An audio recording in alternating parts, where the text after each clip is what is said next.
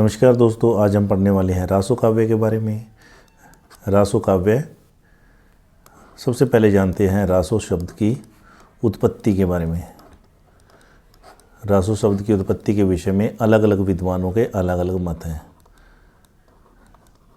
जैसे सबसे पहले गारसा दत्तासी,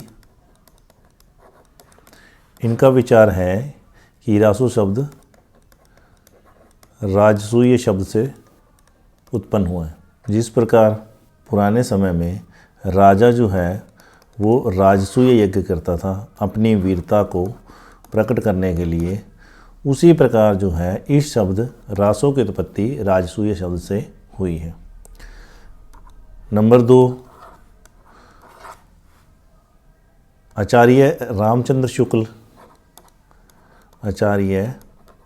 रामचंद्र शुक्ल ने इस शब्द की उत्पत्ति रसायन से मानी है। रसायन, जिसका जिक्र बीसल देव रासो नाम के काव्य में इसका कई बार जिक्र आया है, जिसका अर्थ रसायन अर्थात काव्य के रूप में प्रयोग किया गया है। इसी से आचार्य रामचंद्र शुक्ल ने जो है वो रासो शब्द की उत्पत्ति मानी है। तीसरा विचार है डॉक्टर राम स्वरूप चतुर्वेदी जी का। इन्होंने रस शब्द से रासो शब्द की उत्पत्ति मानी है। चौथा मत है काशी प्रसाद जायसवाल जी का, जिन्होंने रहस्य से रासो शब्द की उत्पत्ति मानी है। उसके बाद पांचवा मुख्य विचार है आचार्य हजारी प्रसाद द्विवेदी जी का। द्विवेदी जी, जैसे कि आपको पता ही है, ये परंपरावादी आचार्य रहे हैं। इन्होंने परंपरा के आधार पर रासो शब्द की उत्पत्ति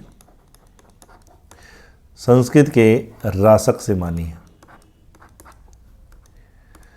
रासक शब्द का संस्कृत में 3 प्रकार से अर्थ लिया जा सकता है।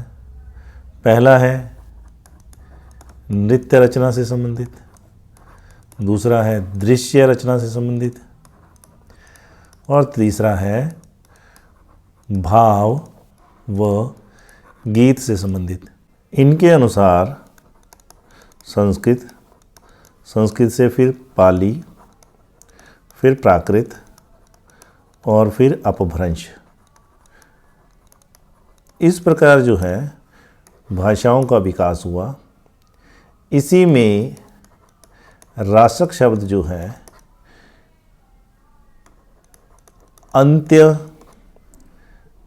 अंत्य व्यंजन को हटाने की परंपरा में रासक से क व्यंजन को हटाने पर रास शब्द बचता है।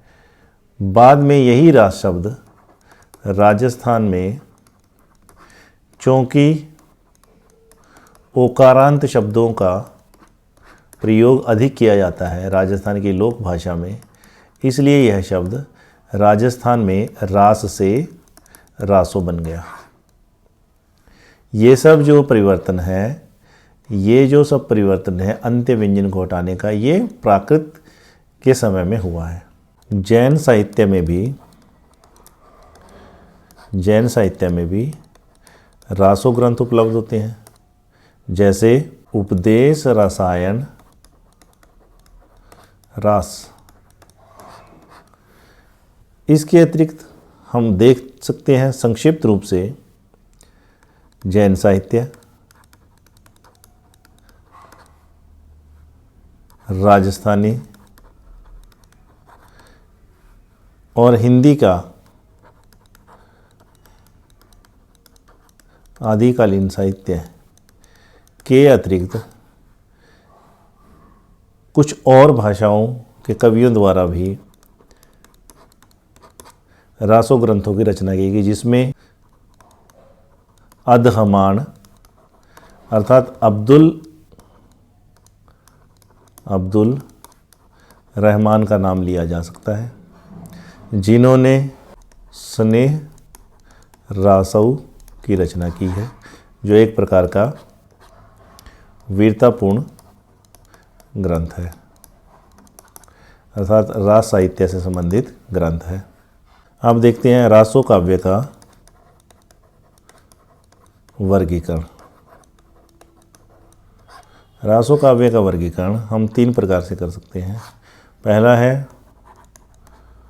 वीरता प्रधान, दूसरा है श्रृंगार प्रधान और तीसरा है उपदेशात्मक। वीरता प्रधान में नाम से ही पता चल रहा है वीर रस की अधिकता, संयोग श्रृंगार गौण रूप से पाया जाता है। नंबर 3, इसमें चारण कवियों द्वारा अपने आश्रयदाताओं का अतिशयोक्तिपूर्ण वर्णन किया गया है, अर्थात बढ़ा चढ़ाकर उनकी प्रशंसा की गई है। इसके अंतर्गत हम जिन रचनाओं को रख सकते हैं उसमें है पृथ्वीराज रासो, उसमें है खुमान रासो, उसमें है विजयपाल रासो। ये सब वीर रस प्रधान ग्रंथ हैं, काव्य हैं। हमारा दूसरा जो इसका भेद है वो है श्रृंगार प्रधान, अर्थात इनमें श्रृंगार रस की प्रधानता, अर्थात श्रृंगार का अर्थ संयोग एवं वियोग का, संयोग प्लस वियोग का वर्णन।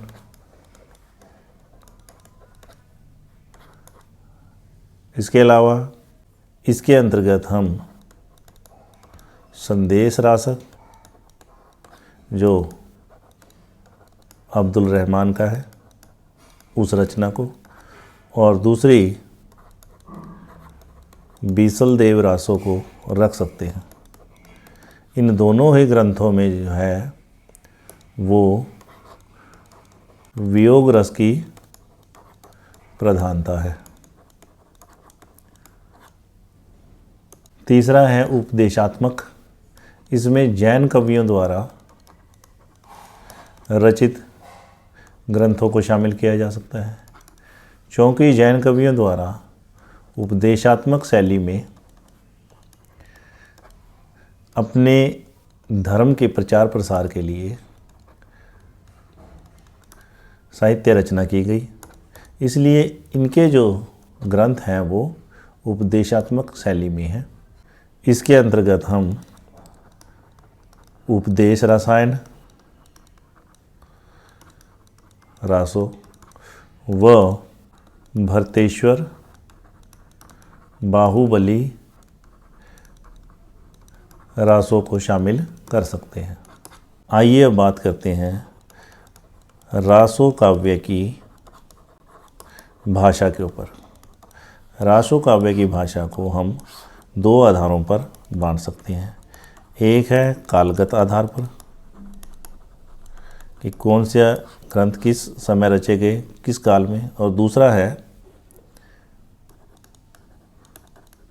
प्रवृत्ति के आधार पर।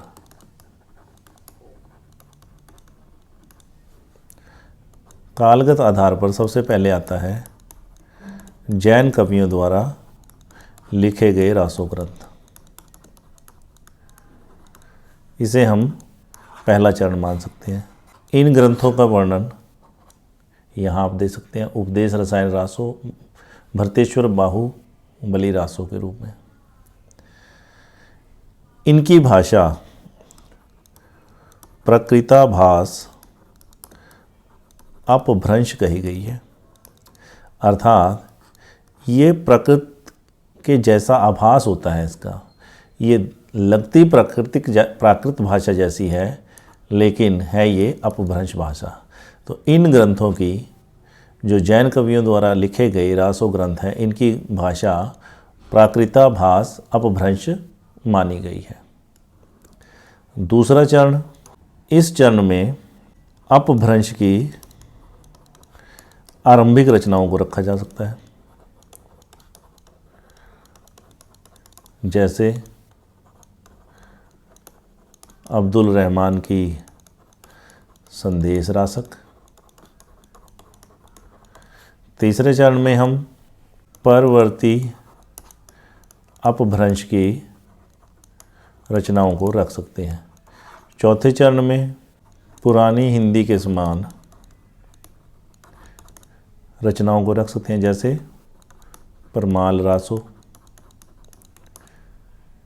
जिसमें कहा गया है 12 बरस ले कुकर जिए और 13 ले सियार, बरस 18 क्षत्रिय जिए आगे जीवन को धिक्कार। इस प्रकार की रचनाओं को हम जो है वो चौथे चरण के अंतर्गत शामिल कर सकते हैं। अब देखते हैं प्रवृत्ति के आधार पर रासो काव्य की रचनाओं को प्रवृत्ति के आधार पर कितने भागों में बांटा जा सकता है। पहला है डिंगल और पिंगल।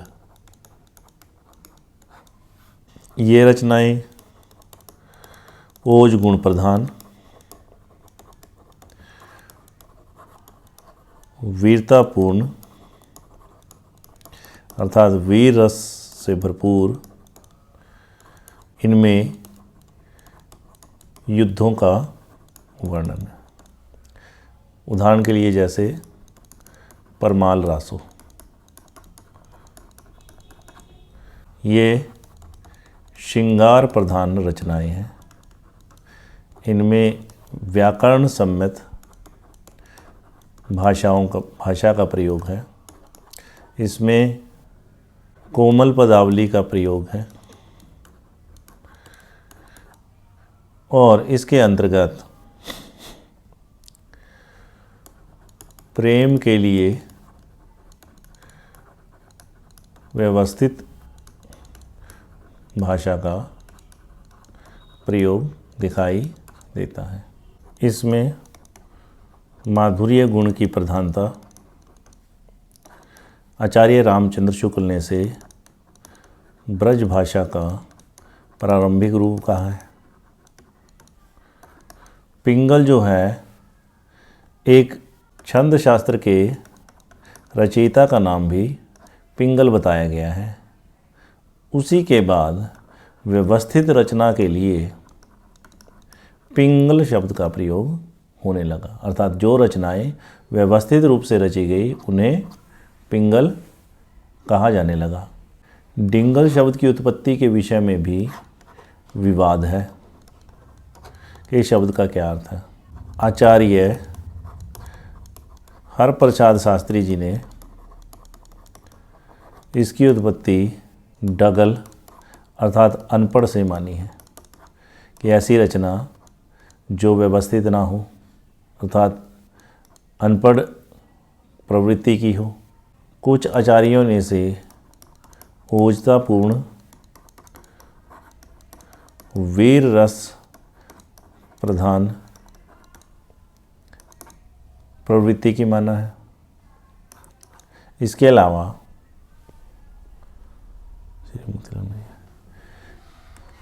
श्री मोतीलाल मनेरिया जी द्वारा डिंगल का अर्थ डींग मारने से निकाला गया है, अर्थात डिंगल रचनाएं वे हैं जिनमें डींगे हाँकना, डींगे मारना, बढ़ा चढ़ाकर कहना, इस प्रकार के साहित्य को रचा जाता है। निष्कर्ष रूप में यह कहा जा सकता है कि डिंगल और पिंगल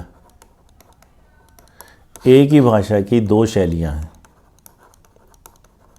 ये अलग अलग नहीं बल्कि एक ही भाषा की दोनों शैलियाँ हैं। डिंगल में ओजपूर्ण अर्थात वीर रस से परिपूर्ण रचनाएं हैं और पिंगल में श्रृंगार रस से परिपूर्ण रचनाओं को रखा जा सकता है। इसी प्रकार की और जानकारी के लिए जुड़े रहिए हमारे चैनल के साथ। देखने के लिए धन्यवाद।